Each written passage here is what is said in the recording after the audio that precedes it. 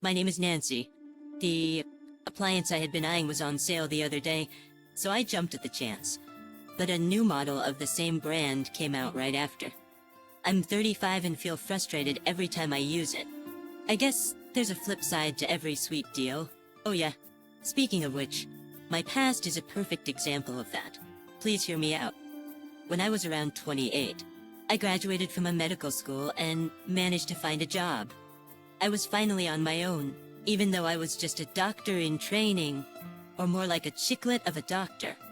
It was my husband Chris who was my age, and had dealt with my stress during my studies, and listened to my complaints and hardships about my work wholeheartedly for a long time. Chris and I didn't attend the same university, but we met through our mutual friend and dated since school. So we had never questioned about our future. We had already been living together and got married as soon as I became a doctor. It all went fast without a hiccup, but after a few years of marriage, I started to wonder if my choice of a partner might have been a mistake. It was around this time, since becoming a doctor. My life had been hectic and I had been working day and night. That day too, I came out of a night shift totally worn out and just to jump in my bed. When I warily opened the front door, I saw again and felt fed up. The room was ridiculously messy. It was Chris. He left all his clothes on the floor, never put them in a washing machine, or not even in the laundry room. When I get back home, I must start collecting after Chris's trail. The dirty dishes he used the night before and at breakfast weren't even cleaned up. Even though he was alone, there were 3 glasses in the sink. He only uses a glass once, then keep using a new one as the day goes by, so it becomes such a mess. I wished he could manage to use one plate to put all his food. Instead, he uses one for every dish. Inevitably, the usage increases. It was my morning routine to clean up after Chris's huge mess after my night shift. Chris worked at a temp agency.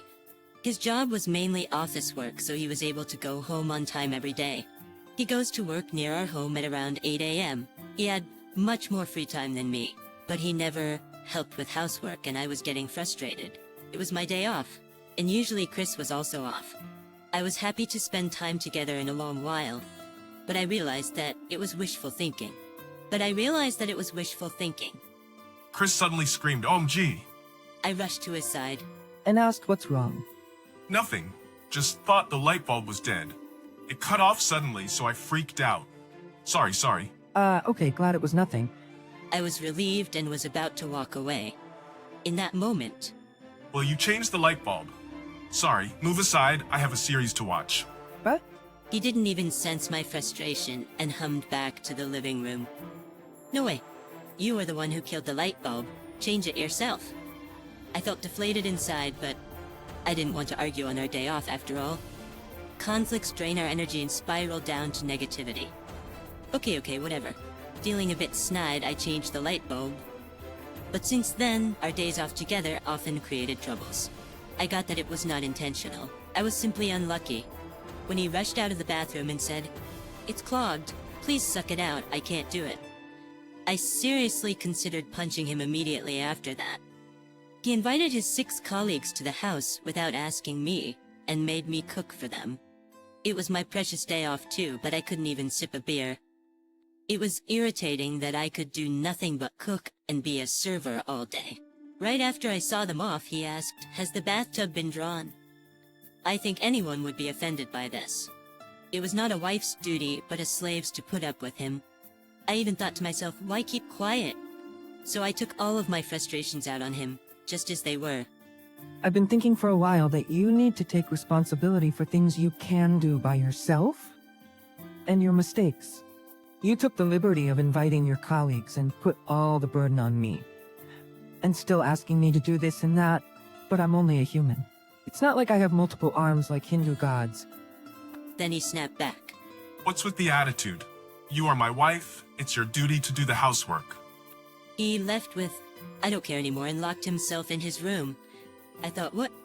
You're not taking a bath after all? But because of John the Bath, I didn't want him to take it for granted, so I filled the tub for myself, and then drained it afterward. He took a shower late that night. He was kind before marriage. He naturally helped with anything without being asked. He was a reliable guy. How did he become like this? Masculinity. How did he become like this? 1940s masculinity. Women must do all the housework. Such backward thinking. I could not understand it at all.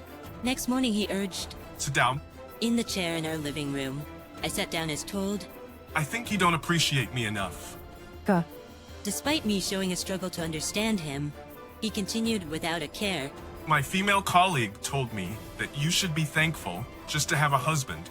Taking garbage out, preparing a meal, or cleaning the houses for sissy guys. It was an act of not trusting the ability of your wife. All of that was done by him before we were married. It continued sometime after the marriage. Not only is it not sissy, but it's a wonderful thing to do as a husband. I'm sure anyone would agree. Someone with old values had rubbed off unnecessary things to my husband. Your Highness continued.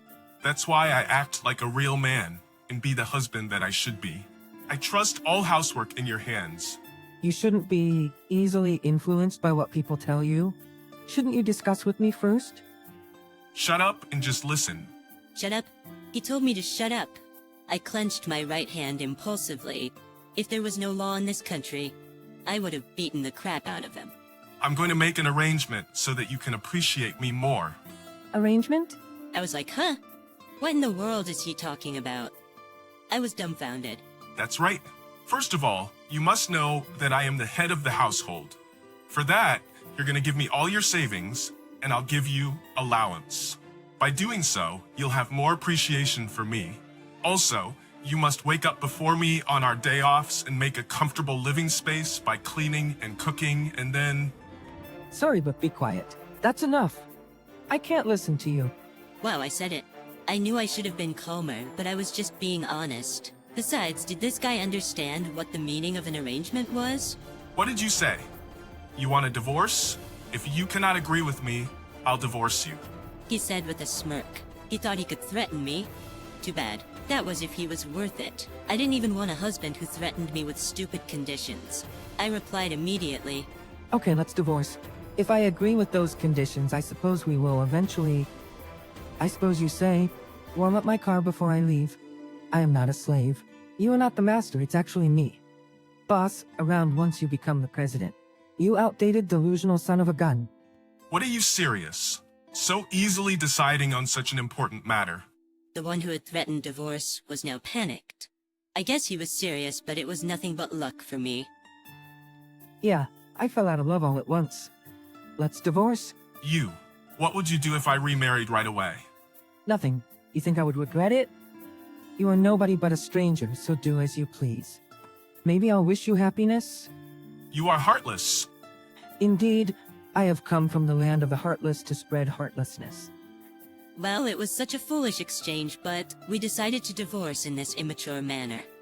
3 months passed since then. I had sold the house and was living alone in an apartment near my work when Chris showed up unannounced. He knew that I moved when the house was sold, but I hadn't informed him of my new address. I thought it was creepy and answered, "What do you want?" Over the interphone. Please let me in. I need to speak to you. No. I was bothered by my ex-husband's request, but he looked troubled, so I let him in for the time being.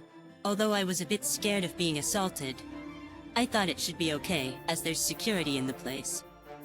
In such case, I could also use my judo skill, albeit in high school. I can throw him over my shoulder as hard as I can. That's what I was thinking, but his posture was slouched, visibly exhausted, that it seemed there was no energy for assault.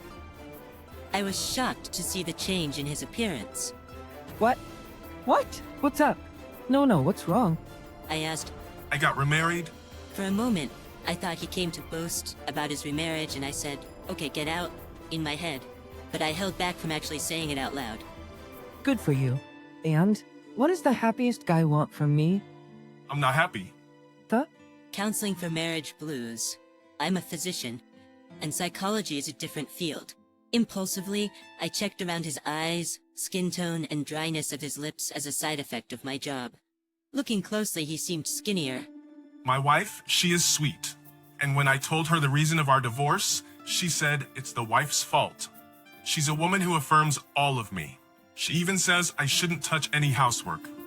I thought she would accept me for who I am. Well, did you come here to brag about your wife and complain about our past? If so, get out. I showed a blatantly annoyed look for letting a troublesome guy in. No, that's not it. Speak up then. Oops, this conversation was so annoying that I pushed him. Her cooking is disgusting. How? His sudden confession made me laugh out loud. When I asked, he explained in detail. She steamed rice, strawberries, chocolate, and butter together, and then added ketchup and olive oil on top. This arranged paella, fried rice, was his weirdly creative breakfast cuisine. Another one was supposed to be salted grilled fish, which was burnt and crumbled all over the grill.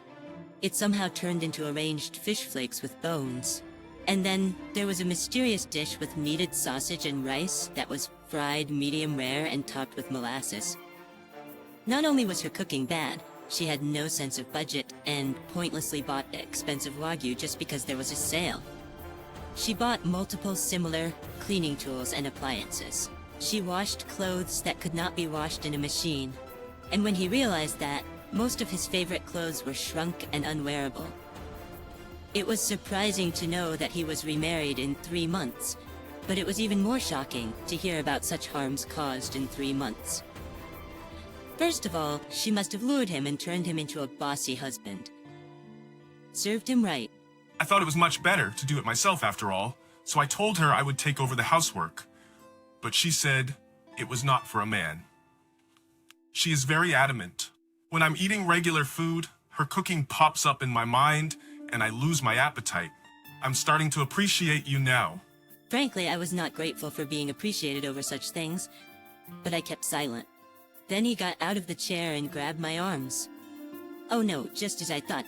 I braced myself at an angle, trying to avoid his attack. But he looked at me with pleading eyes and said, "Please, I want to get back with you."